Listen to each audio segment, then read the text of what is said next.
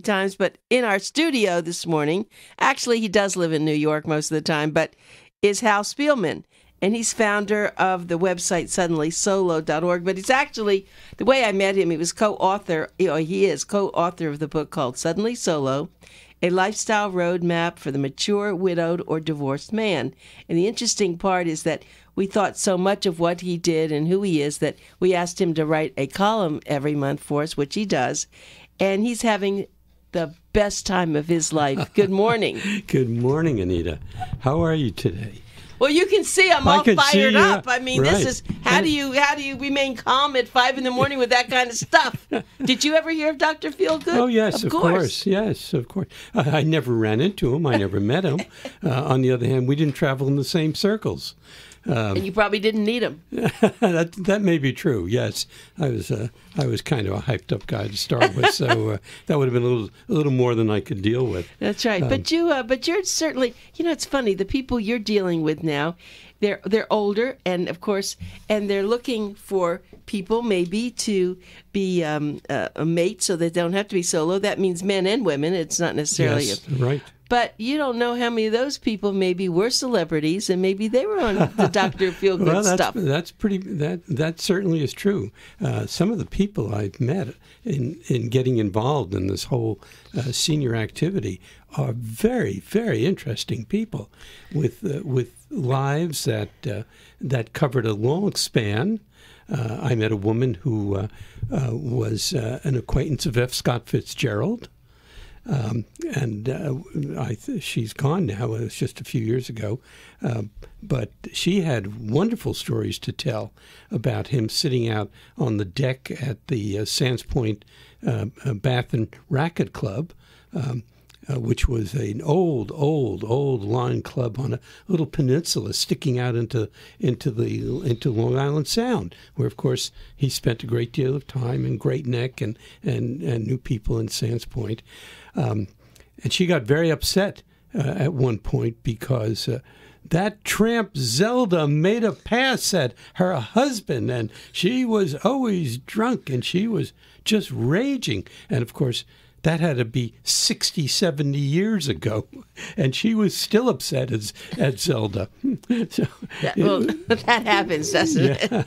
But, I want to get to your book and what you've been doing. You've been interviewing people, and I know now you have a radio show you work with in New York, I guess you get interesting people to doing talk. Interesting things, right. But these are not necessarily solo people.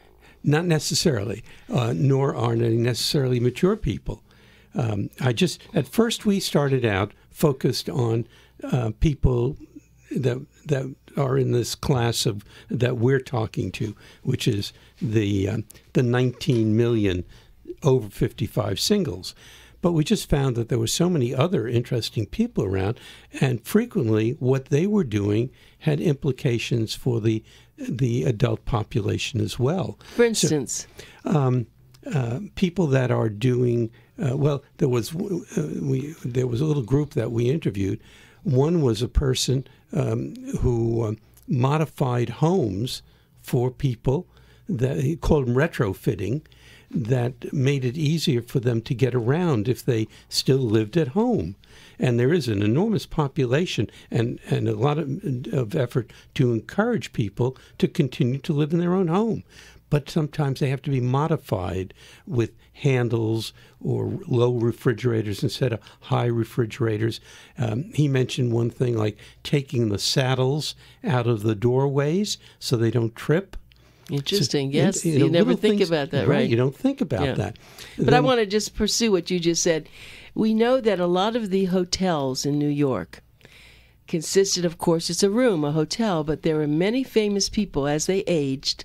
They lived in those hotels because they had all the services. Right. It was almost like a senior, a facility, but it wasn't really. They lived a lovely life, and they had the doorman, everyone helped them. They had their food delivered, and so they were living at home, as you want to say, the same way. They just had enough money they could afford to do that. Well, Marlene Dietrich had a place at the Plaza called which eventually was taken over after she was gone by American Airlines as a base for their Admirals Club members. And that goes back quite a way. I'd say about 45 years ago, and I used to use that as a place to meet clients at the Plaza Hotel. At the Marlena Dietrich Suite. And so fascinating, So that's the point. So that's what you're saying, really, yeah. That people want to stay home, and retrofitting is a extremely good idea. Yeah. So people who are listening, what that means is, as Hal was just saying, that if you live in a home, it may not be conducive for you right now because maybe you can't get around the way you could before, but there are companies that now will come in and do it. Yes. There is on Long Island, where I spend most of my time. I have, as you know, a home here in Lake Worth, but there is a very active community or county-based program called Project Independence, and it's specifically aimed at providing services to people who want to continue to live in their home, and the comfort of doing so, of having the things you're familiar with, of not going into an assisted living facility. One, it's economically more sound because those assisted living facilities are extraordinarily expensive. But also, you continue to have your own surrounding, your own neighbors, your own friends, and they supply things like regular car services or reduced rates with local taxi services. They have people that will come in and inspect your home for improved energy efficiency as well as the retrofitting. So all of these things go on. And of course, there are the safety things. One of the most obvious ones is putting railings in by the steps. It seems so simple, but that's a very important element in people continuing to live and be safe in their own home. I wanted to tell you something. I almost called you, but I did call Darwin. He gave me some names of movies. I had a call from NPR, and they were they were trying to find current home situations like the Golden Girls. Because I've always believed that that's where people should be going. Let's say you're a gentleman. It doesn't mean you could just be with other gentlemen in a home, but it doesn't mean you have to be sexually active with the people there, but you could be friends, and there might be 4 of you, 6 of you in a big home, 5 bedrooms, 6 bedrooms. Everyone has their own bedroom. They have a cook. They have a chauffeur. And so I knew of a few movies like that, and then I called Darwin because he knew a few older movies. And I was curious, as you move around and you interview people, I'd really challenge that idea because I would much more prefer that. A lot of people don't want to live alone, so they bring in one other person, but that's not the same. I'm talking about 4 people. They live around. It's a communal situation, but it's a very nice, sophisticated way to live. Have you heard of people doing that? No, I haven't. But I think that's where it should go. I mean, I've heard of it, but not applied to seniors. But there are halfway facilities like that for people that have been coming out of drug programs. Sure, I know that. But I'm talking about people, when you look at seniors, you look at someone yourself. You're used to a very good life. You're used to certain things. So you're not going to go casually. But when you have a choice of your home. I'm just getting into this because of the retrofitting, but I wanted to share that with you. But you think of your home, well, sure, you can bring in someone if you needed someone to help you with things. And then maybe if you don't want to have a partner anymore, so you would have then maybe, a friend that would come in and you all would just live there together. But then to have 2 other friends, and then you could have book reviews, you could have a lot of things. Right. So you'd have a manager of your home because you can't be thinking about they would pay the bills, they would do everything. I just think that's been in my mind for the last 10 years, actually, and I don't have the money to create this, but I think someone should think about that. So in your moving around, and you're talking to people who are solo and who are older, I would like you to share that and see where that can go. Let me, because I know you like it. I could see you I could think agree. That's a very intriguing idea and very feasible and workable. I agree. Yeah, because I know someone, a woman friend, who just moved out of her 6-bedroom house. That's the point. They don't want to, but they have no way to keep it up. Exactly. But if they had 5 other people, and they're not going to maybe get along perfectly, but maybe everyone, is in there. It's like a hotel in a sense. Yeah, I like that idea. But I've not heard of anybody doing it. I know it. Yeah. And I was we were talking with them, and it was a hard thing for them to find. I don't know what wound up happening, but going into a senior community is very different, and that's not my idea either. I don't think I want to do that. Well, let me tell you, I just had an interesting experience along that line. Okay. About 2 weeks ago, one of the local universities asked me to give a talk to a that combined.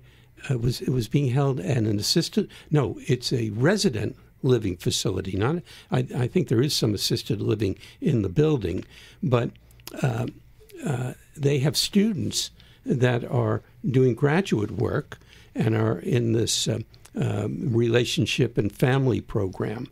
And they asked me to give a talk to them, but at this facility. And I thought about it as I got close to it. I said, "Oh God, they're going to be rolling these people in wheelchairs." Right. And yeah, I mean, we talked a lot to mature people, but it turned out to be so much fun. There were about 10 or 15 students, graduate students, and then there were about 20 people from this facility. There was only one in a wheelchair and two people with canes. Everybody else just walked in, raring to go. And some of the funniest conversations. It was actually a panel. There was the head of the psychology department. This was Hofstra University on Long Island, and a couple of other people. But of course, nobody has any data except me, because we did all the research we did. So they're all trying to play off my talking about the data. Well, as we got into some of the sexual aspects, these people went to town, and they just picked up and they started asking the 20-year-olds about their sexual activity. I didn't say, at this point, I'm just listening. That's great. Well, it started with this man who said, "Well, I'm 90 years old," and he points down at a woman, and that woman has been trying to get me into her bed for 2 years. And it just broke up the place. This is great. It was just so much fun. Well, you know how, and it's just a short time because we have a physician who's going to be talking about, actually he was down here, he did Johnny Bench, and he just finished with Hal Sutton, who's a golfer, and we need to talk with him, and I can't tell you how much I love speaking with you, and it's suddenlysolo.org. Get on the website and also buy the book. It's a wonderful book, but it's a lot of fun. And read Boomer Times. You'll read his columns every month. So thank you very much, Hal, for being with us. It was just wonderful to have you doing what you're doing in this world. As always, it's delightful being with you, Anita. Thank you.